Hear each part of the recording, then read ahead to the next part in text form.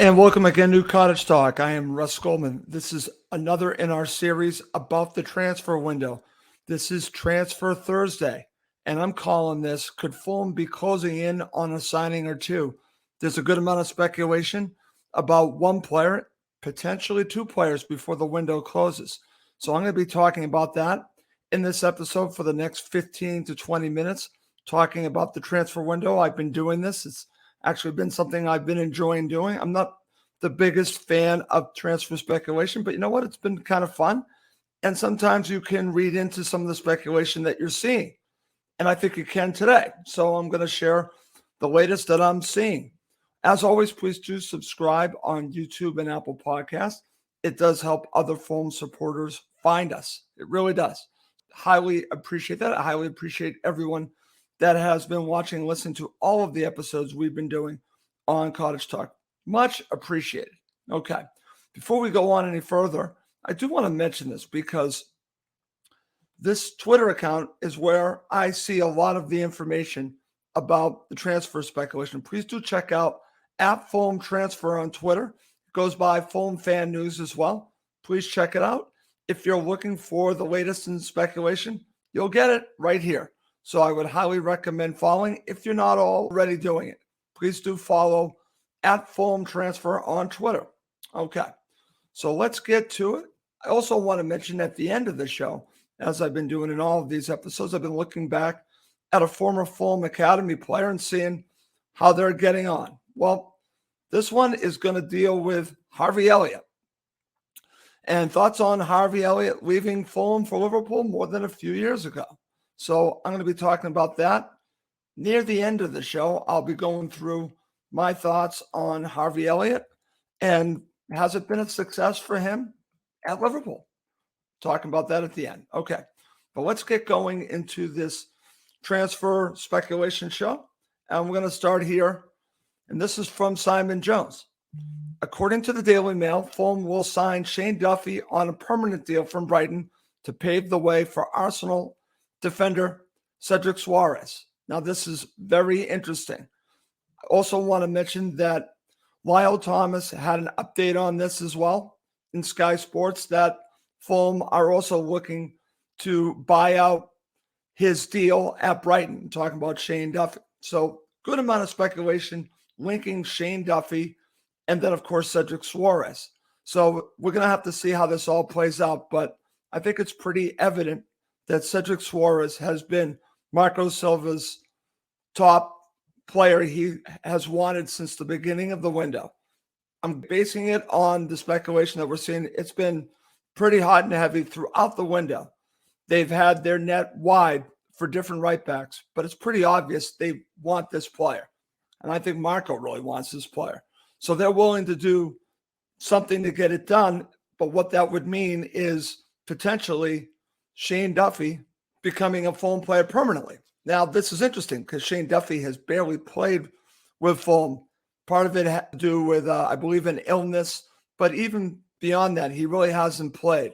But I just want to give a shout out to the guys at Fulhamish because they talked about this, that they believe Marco wants 4 center backs. So Shane Duffy is probably part of their plans as security in case one of their center backs goes down. Hasn't played much, but making him a permanent deal to get Soares over the line, I'm not against this. I don't think it's a bad piece of business to do this. I think you have to do this if you want to bring Soares on loan. And based on what I'm reading, this might just be a loan with no option to make this permanent, which is fascinating as well. On top of it, the speculation has that Fulham are going to pay £100,000 week's wages, which is a lot. But if you think about it, if you really look at it, if it was for the entire season, I would understand a serious issue with that. But since it's only for less than half of the season, I don't think it's a big deal. But we'll see how it plays out and with the other Fulham players, how they feel about it. I don't know. But I say get in the player, and if it takes spending a little bit money on his wages, so be it. If you like the player, I know he's going to be a backup, but with the situation with Kenny Tete, you need backup. You absolutely need backup. And Marco's worked with a player before I want this to get over the line. So I'm hoping that Soares does get over the line before the window closes. It looks like it's inching that way, but with any of this transfer speculation, until it gets over the line, it's not done. So we will have to wait and see on that. And then, of course, it's interesting that Shane Duffy is linked to all this. I find it all kind of fascinating. And it doesn't look like Dan James is linked to this. So sounds like to me, things can change quickly at the end of the window, but it looks like Dan James will be staying at Fulham as well. We shall see. Like I said, that could change very quickly. But when it comes to Soares, Fulham definitely need backup. So I'm all for the move. I think this would be a good move for Fulham. They needed a right back. And I just think it's a good thing because he's already played under Silva. So that's a bonus. I've seen speculation with all different types of right backs, but none of them have played with Marco Silva before. Soares has. Bonus. Bring him in. So that's where I am on the speculation with Cedric Soares, and we'll see how that all plays out. Let's move on. This one really interests me. So according to Fabrizio Romano, quote, Fulham have open negotiations with Torino for Sasa Lukic as new midfielder for Marco Silva. First bid close to $8 million, but no green light from Torino as of now, unquote. And that's from Fabrizio Romano. I've also seen other tweets that their bid was rejected. Again, from my friend at Fulham Transfer, you'll see that from a report in Italy that this was rejected and that Fulham would have to come in with a larger bid. We'll see how this all plays out. But I think it's pretty obvious that Fulham are looking at two positions. Sasa Lukic is Serbian, so this makes sense on a few different levels. Obviously, he knows Mitro, so that can only help the situation.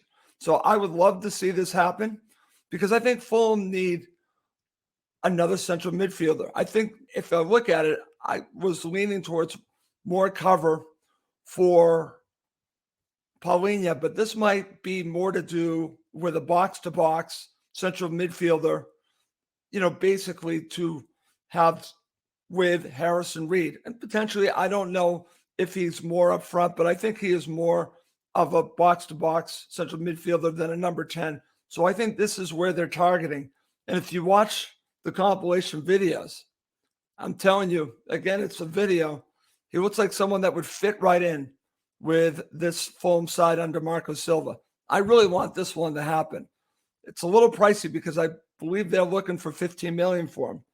But as any speculation goes, we're going to have to wait and see because I truly believe that Fulham are looking at two positions. That's where I'm going on this. I think that they are looking at right back and they're looking for central midfield help. And again, kudos to my friends at Fulhamish. They were talking about the two positions that they're looking at, and these are them. It's definitely right back and central midfield. And it makes sense. I know other supporters would like potentially another option up front, but I don't think they're going in that direction. We'll see what happens. I know there was speculation with a former striker, Josh Maja, but I think it's these two positions. But as we've seen on transfer deadline day, things can change very quickly. So who knows? But I think right now, these are the two positions Fulham are looking at, and we'll see if that changes and if they go after a striker or another position. But this makes sense to me. It makes sense to go in at right back and also go in at central midfield. And if they're not going to get Lukic, and I think this all started with the speculation with Ducurry at Everton, if that doesn't happen, I think that they need to look at other players. This is what they do. They're not going to be limited to one player. So that's why I think that they've started the negotiation with Lukic. That doesn't mean that the Ducurry deal can't happen either. That's what's interesting about this whole situation. But I think it's pretty evident to me that Fulham are looking at two positions, and that's right back and central midfield. And we'll have to see how this all plays out. But the only thing I'm going to say about this, I don't think either position is looked at as an upgrade. So I was all about, let's go for Europe. Let's bring in upgrades. I don't think that's the direction Fulham are going in. I think they're going into the direction for backups. And that's okay. They're looking to bolster the team for the rest of the season. They're not looking forward. They're looking just for the rest of the season. I get that. But I think this summer, it has to be about upgrades. It has to be strengthening this squad. If they have the ambition to be in Europe, they're going to have to strengthen this squad this summer. I didn't see any reason why you couldn't take a shot in the January transfer window for an upgrade. But that doesn't seem the direction Fulham are going in. They're just looking to get through the season and making sure they have enough in the tank to get them through the season. It might still lead them to Europe, but that's kind of where I think Fulham are going rather than full-on upgrades like they would do over the summer. I understand it, but as a fan, I wanted an upgrade or two. Okay, so coming up next, we're going to talk about the situation with Harvey Elliott.